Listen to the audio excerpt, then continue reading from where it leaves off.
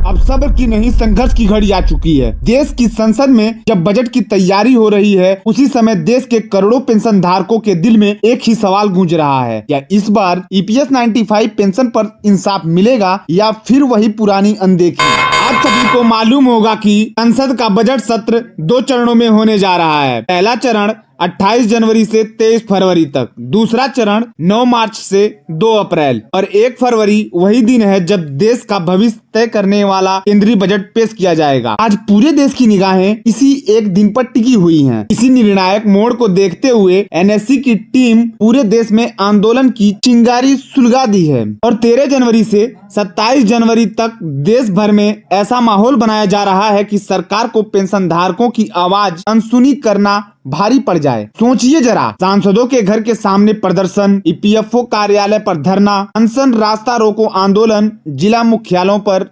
जोरदार विरोध। देश के कोने कोने से उठती एक ही आवाज, पेंशन हमारा हक है, भीख नहीं। आज हालात ऐसे हैं कि बड़े बड़े न्यूज चैनलों और अखबारों में भी माना जा रहा है कि ईपीएस 95 पेंशन बढ़ोतरी की संभावनाएं मजबूत हो रही हैं। लेकिन एनएससी साफ कह चुका है, संभावनाओं से पेट नहीं भरता, खबरों से जिंदगी नहीं चलती। हमें चाहिए ठोस फैसला, बजट में ऐलान। इसीलिए एनएससी के राष्ट्रीय नेतृत्व में तय किया गया है कि 27 जनवरी तक पूरे देश को पेंशन के सवाल पर झकझोर दिया जाए। प्रधानमंत्री तक आवाज पहुंचाने के लिए हर संभव तरीका अपनाया जा रहा है। मन की बात के लिए संदेश प्रधानमंत्री, श्रम मंत्री और वित्त मंत्री को ईमेल, फेसबुक, ट्विटर, एक्स पर रोजाना पोस्ट और कमेंट, अखबार और न्यूज जैसे चैनलों पर पेंशन का मुद्दा। 19 जनवरी से 23 जनवरी तक ये तारीख याद रखिए। ये दिन इतिहास बनाने वाले दिन हो सकते हैं। इन दिनों देश भर में पेंशन धारकों को अपने अपने सांसदों के घर के सामने अनशन करेंगे। ऐसा मैं नहीं कह रहा, ऐसा रमाकांत निर्गुण जी का कहना है। आइए आप सभी को दिखाता हूँ।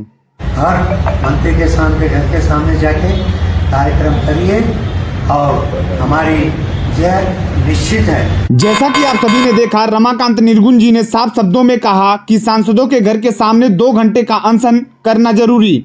अगर बजट में पेंशन नहीं बढ़ी तो अगला चुनाव आसान नहीं होगा। ईपीएफओ दफ्तरों और जिला अधिकारियों के कार्यालयों पर प्रदर्शन कर प्रधानमंत्री और श्रम मंत्री के नाम पर ज्ञापन सौंपे जाएंगे।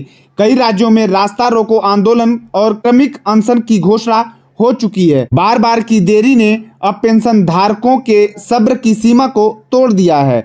गुस्सा बढ़ रहा है, लोगों में आक्रोश बढ़ रहा है और लोग कह रहे हैं अब आर पार की लड़ाई होगी। भले ही कई पेंशन धारकों के पास स्मार्टफोन न हो, लेकिन जिनके पास है उनसे खास अपील है कि रोज 2-3 पोस्ट करें, प्रधानमंत्री, श्रम मंत्री और वित्त मंत्री के अकाउंट पर कमेंट करें। यही आपकी डिजिटल ताकत है। न खर्च, न भाग दौड़, सिर्फ आवाज। अंडर अशोक रावत जी ने बजट को लेकर क्या बड़ा बयान दिया, आइए देखते हैं। मेरा जो कहना है, मानना है, बताने आया है, आपका काम इस बजट सेशन में होगा।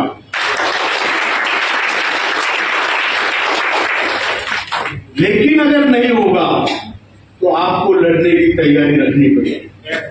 जैसा कि आप सभी ने देखा, कमांडर अशोक रावत जी का साफ संदेश माना जाए तो एक इशारा था उनकी आगे की यह रणनीति समझिए। एनएससी के राष्ट्रीय नेताओं का साफ संदेश है, अगर बजट सत्र के पहले चरण में फैसला नहीं हुआ तो दूसरे चरण में निर्णायक आंदोलन होगा और जब तक पेंशन बढ़ोतरी पर ठोस फैसला नहीं आता, दिल्ली से पीछे हटने का सवाल ही नहीं। अब वक्त चुप रहने का नहीं है, अब वक्त है इतिहास रचने का। इसीलिए इस वीडियो को ज्यादा से ज्यादा शेयर करें, चैनल को सब्सक्राइब करें। आपकी एक छोटी सी कोशिश लाखों पेंशन धारकों की किस्मत बदल सकती है। धन्यवाद।